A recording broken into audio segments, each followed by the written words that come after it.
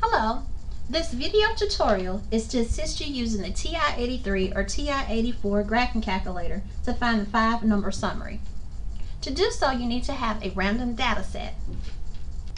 Here's an example of a random data set.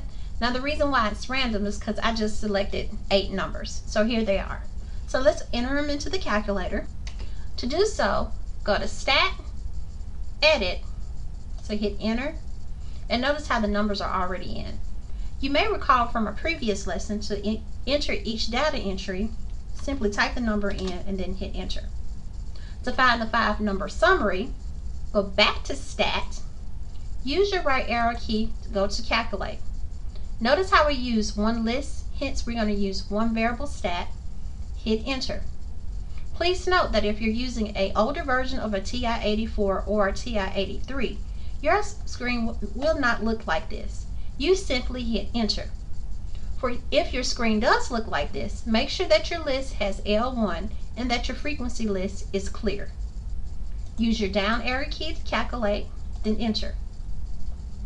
Continue to use your down arrow key, and you may notice that you now have your 5-number summary. The first number out of the 5 will be your minimum. That's your smallest number of any given data set.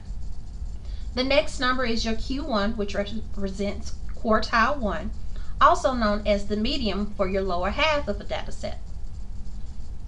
Your third number is your medium, which is the middle number of the entire data set once you arrange them in order from least to greatest.